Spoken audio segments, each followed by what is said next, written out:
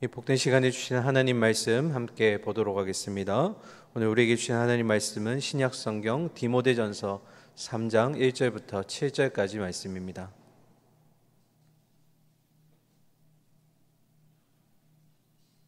신약 성경 338면에 있습니다. 디모데전서 3장 1절부터 7절까지 영적 리더에 대한 권면 첫 번째 감독의 자격에 대해서 함께 말씀 받도록 하겠습니다.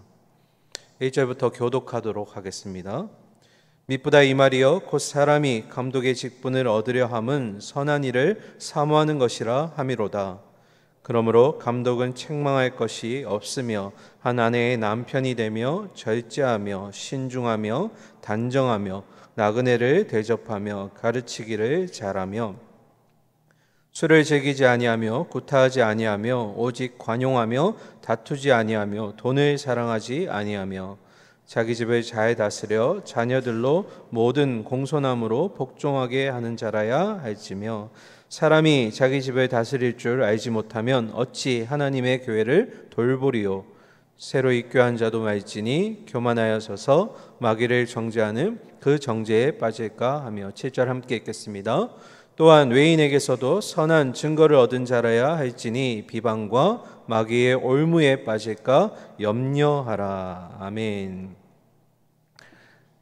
디모데전서 2장부터 시작해서 우리 바울의 디모데를 향한 교회에 필요한 영적 지침에 대해서 계속해서 함께 나누고 있습니다. 오늘 이제 3장의 시작인데요. 여러분, 디모데전서 3장은 구조가 첫 번째는 영적 리더에 대한 권면으로서 1절부터 7절까지는 감독의 자격에 대해서 나누고 있고요. 또 8절부터 13절까지는 집사의 자격에 대해, 그리고 두 번째로 14절부터 마지막 16절까지는 바울이 왜 디모데에게 이 편지를 써야만 했는지 그 편지를 쓴 이유에 대해서 나누고 있습니다. 첫 번째 1절을 보시면 미쁘다 이 말이여 곧 사람이 감독의 직분을 얻으려 함은 선한 일을 사모하는 것이라 함이로다. 아멘. 여러분, 미쁘다 이 말은 바울이 즐겨 쓰는 말인데요. 미쁘다라는 말은 옳습니다, 확실합니다, 믿음직합니다 이런 의미로서 이 말씀이 옳습니다라는 것입니다. 이 말씀이 뭘까? 1절 뒤에 보시면 곧 사람이 감독의 직분을 얻으려 함은 선한 일을 사모하는 것이라 함이로다. 이게 이 말씀입니다. 그러니까 어떤 사람이 교회에서 감독의 직분을 얻으려 하는 것은 선한 일, 여기서 선한 일은 교회의 유익을 끼치는 모든 일을 얘기합니다. 그래서 이 선한 일을 사모하는 것입니다 라고 지금 바울이 말하는 것인데요. 여러분, 감독이 누구일까요? 감독이 누구일까요? 오늘날의 단어로 등가 환산을 해보면 목사나 장로가 되겠죠. 그런데 여러분, 감독이 하는 역할을 보면 주로 감독이 하는 역할은 교회의 성도들을 돌보는 일입니다. 그래서 감독의 단어로서는 목사와 장로가 되겠지만 역할을 볼 때는 영혼들을 다스리는, 영혼을 돌보는 교회의 지도자들 또는 영적 리더들을 의미합니다. 그래서 여기 새벽에 계신 분들은 대부분 영적 리더이신데요. 말씀이 해당되고요. 또 장년뿐만 아니라 청년 리더들도 아마 포함이 될 것입니다. 그래서 1절의 말씀을 해석해 보면 어떤 사람이 교회에서 영적 리더의 역할을 맡고자 한다는 것은 교회에 선한 유익을 끼치는 이름으로 칭찬받아야 마땅한 일이다라는 것이 이제 바울의 말입니다. 1절을 이렇게 말씀하고 나서 바울이 2절부터 7절까지는 감독의 자격에 대해서 논하고 있는데요. 여러분, 눈으로 저를 한번 따라가 보실까요? 보시면 책망할 것이 없고 한 아내의 남편이 되며 절제하며 신중하며 단정하며 나그네를 잘 대접하며 가르치기를 잘하며 술을 즐기지 아니하며 구타하지 아니하고 오직 관용하며 다투지 아니하며 돈을 사랑하지 아니하며 자기 집을 잘 다스리고 새로 입교한 자가 아니어야 하며 외인에게서 선한 증거를 얻은 자. 여러분, 세어보셨나요? 몇 가지일까요? 15가지입니다.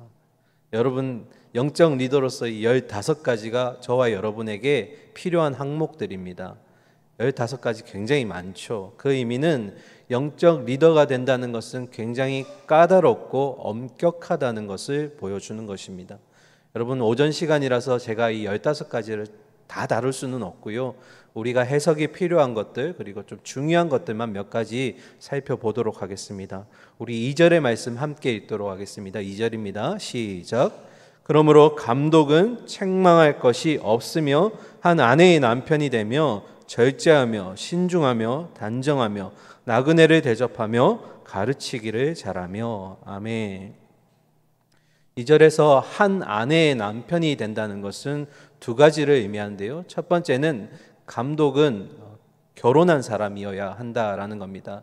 이게 어디 배경에서 나온 거냐면 아직 우리가 보지 않았지만 디모데전서 4장에 보시면 거짓 교사들이 이 에베소 교회 안에 침투하여서 하나님이 여러분에게 결혼을 금지하셨다라고 왜곡된 가르침을 전하고 있습니다. 그 이유는 이 거짓 선생들이 대부분 영지주의자의 영향을 받았기 때문인데요.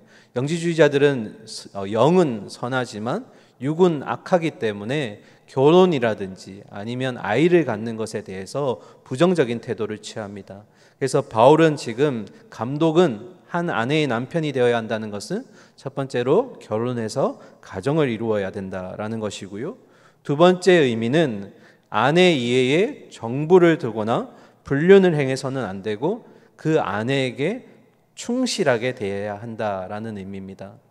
이 또한 당시의 이방 문화 때문인데요. 여러분 에베소 안에는 굉장히 음란한 부도덕적인 그 문화들이 많이 있었기 때문에 바울은 이런 문화에 유혹당하지 않고 감독들은 그런 부도덕함에 섞이지 않고 자신의 한 아내에게 충실할 것을 지금 권면하고 있는 것입니다. 그래서 두 가지, 감독은 결혼한 사람이어야 되고 그리고 충실해야 된다라는 것이죠.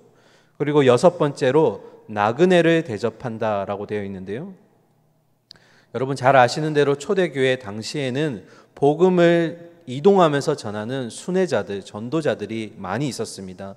그들이 특별히 선교 여행을 떠나거나 아니면 단기 선교를 이렇게 갈 때에는 다른 지역에 도착했을 때 반드시 기독교인 가정을 방문했다고 합니다. 그 이유는 아까도 말씀드렸듯이 당시에 그런 이방 문화에 있는 가정들, 예수님을 믿지 않는 그런 가정에 들어가면 그 문화에 섞일 위험성이 있고, 또 한 가지는 그 멀리 떨어져 있으면서도 타지에서 주님을 믿으며 결실하게 살아가는 그 사람들과 서로 친교하면서 위로와 격려를 줄 수 있었기 때문이라고 합니다. 그래서 여러분 반대로 이들이 집에 왔을 때 그 집 주인들은 그 복음 순회자들을 잘 대접하여서 영혼 구원 사역에 함께 동참하는 그런 역할을 감당했다는 것입니다. 그러니까 오늘날로 우리가 이 말씀을 대입해 보면 나그네를 대접한다는 것은 영적 리더들이 영혼 구원 사역에 함께 잘 동참한다는 의미가 되겠습니다. 이어서 7번째, 가르치기를 잘하며 라고 되어 있는데요. 이 또한 두 가지 의미를 가지고 있습니다. 첫 번째는 참된 진리를 전해야 한다라는 것입니다. 당시의 거짓 교사들은 목적이 하나였습니다. 자기의 이익을 위해서, 자기의 유익을 위해서 심지어는 말씀을 왜곡시키거나 변질시키고 그렇게 전하기도 하였습니다.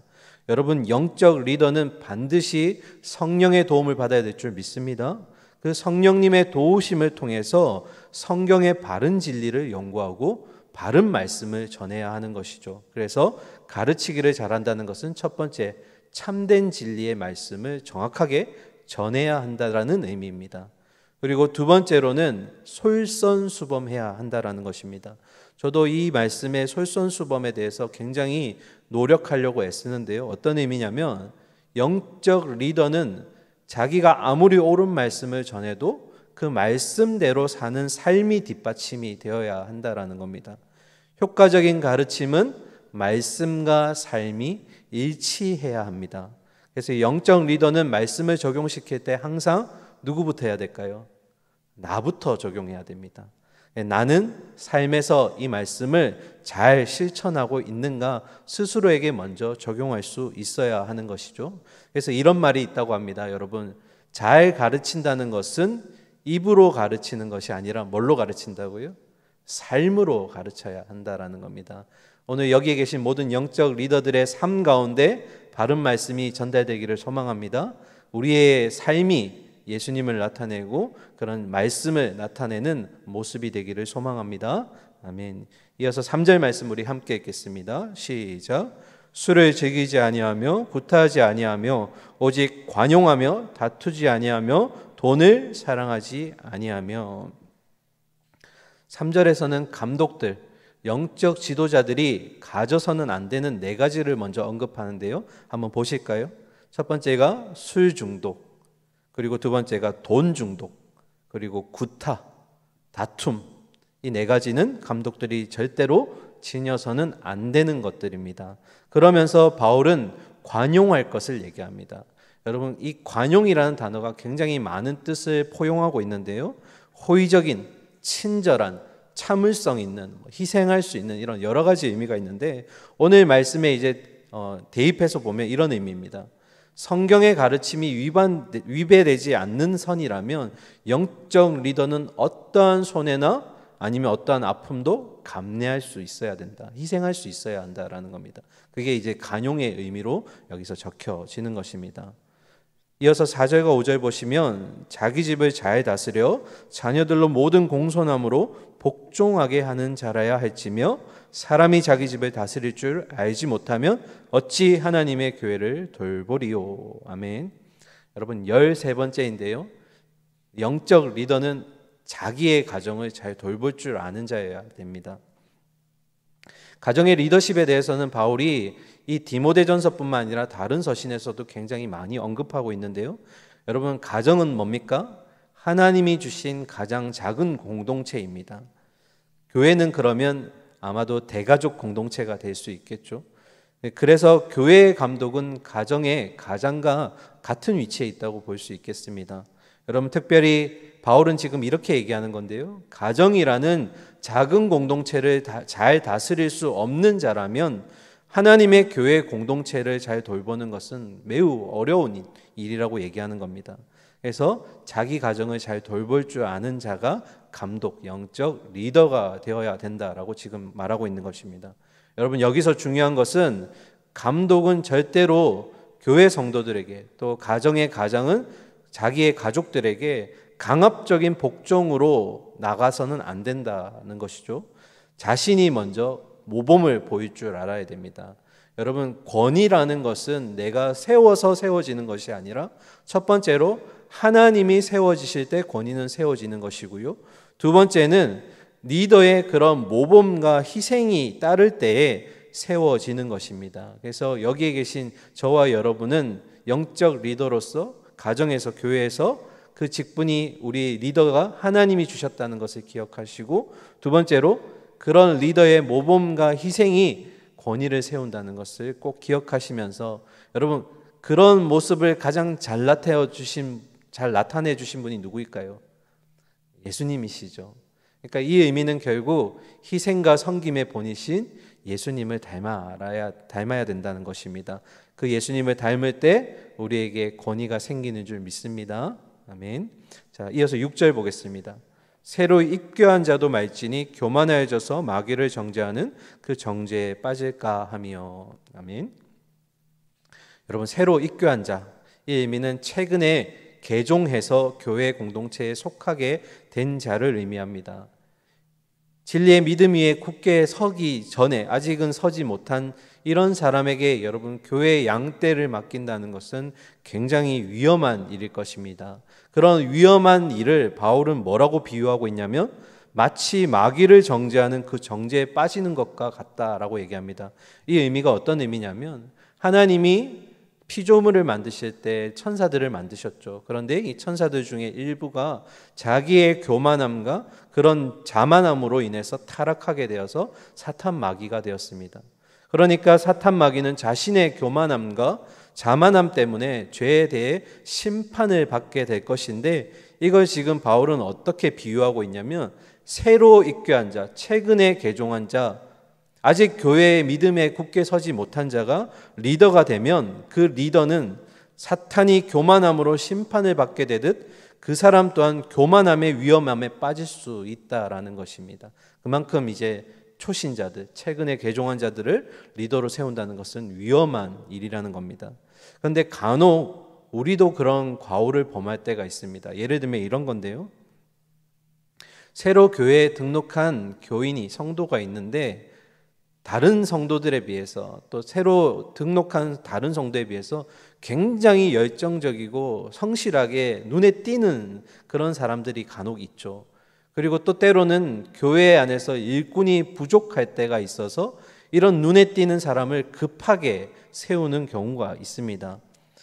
교회가 일꾼이 부족하다는 이유로, 그 사람이 성실하다는 이유로 교회에 온 지 얼마 되지 않았는데도 일꾼이나 리더로 세우는 경우, 이러한 경우가 굉장히 위험할 수 있다는 겁니다. 여러분, 새롭게 믿음을 얻은 신자, 개종한 자들은 성숙된 믿음을 위한 성장의 시간, 훈련의 시간이 반드시 필요한 줄 압니다. 이 성장의 시간이 끝나고 검증이 되었을 때 감독이, 영적 리더가 되는 것이 그런 위험으로부터 막는다는 것을 여러분 기억해 주시기 바랍니다. 마지막 7절인데요. 우리 같이 한 목소리로 읽도록 하겠습니다. 시작. 또한 외인에게서도 선한 증거를 얻은 자라야 할지니 비방과 마귀의 올무에 빠질까 염려하라. 아멘.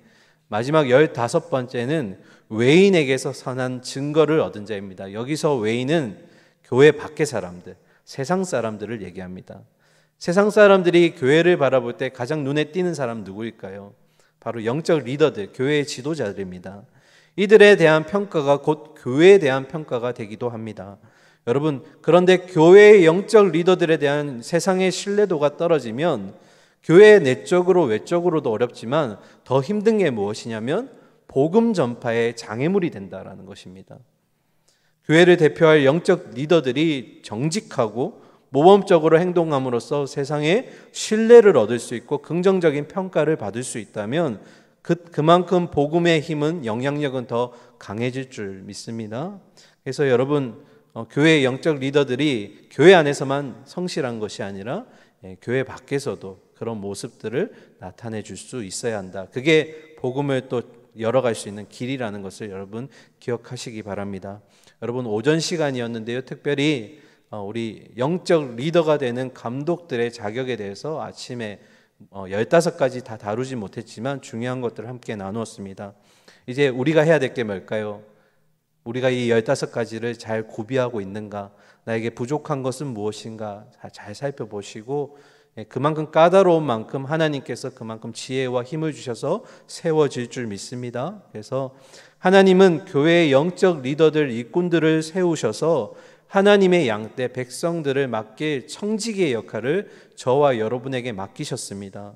오늘 주신 본문의 이 리더의 자격을 꼭 기억하고 지킴으로써 하나님께 먼저 인정받으시고 그리고 공동체 안에서 존경받는 선한 리더, 선한 일꾼, 좋은 영적 리더가 되시기를 간절히 소망하고 축원합니다. 아멘. 함께 기도하겠습니다.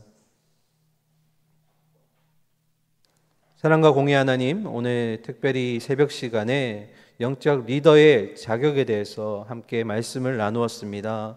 우리 여기에 계신 대부분의 성도님들이, 그리고 제가 우리가 영적 리더로서 모습을 갖추어 가기를 소망합니다. 나에게 있어서는 안 되는 것들이 있지는 않은지, 또 구비해야 될 것들, 필요한 것들이 없지는 않은지 잘 꼼꼼히 살펴보게 하시며, 무엇보다 그 조건을 주시는 이유가 하나님의 양떼를 맡기고 청지기의 직분을 잘 감당하기 위한 것인 줄 믿습니다. 비록 코로나로 인해서 소그룹 모임이 제한되지만 우리에게 맡겨진 양떼들을 잘 돌볼 수 있도록 내가 솔선수범하는 리더, 그리고 가정을 잘 다스리며 절제할 줄 알며 때로는 희생과 그런 모범을 보일 수 있는 그런 리더가 되어 갈 수 있도록 하나님 힘주시고 지혜를 주시옵소서. 특별히 하나님, 이런 역할들을 감당하는 리더들이 많을 때에 우리 교회가 더욱더 성숙해지고 또 사회 밖으로도 하나님 인정받을 수 있을 줄 믿습니다. 하나님, 많은 좋은 일꾼들, 좋은 리더들이 우리 교회 안에서 더 많이 풍성하게 생겨날 수 있도록 하나님 훈련의 과정들을 지켜주시고 말씀 가운데 늘 부단히 애쓰는 우리 모든 교회의 권속들 되게 하여 주시옵소서. 살아계신 예수님 이름으로 기도드립니다. 아멘.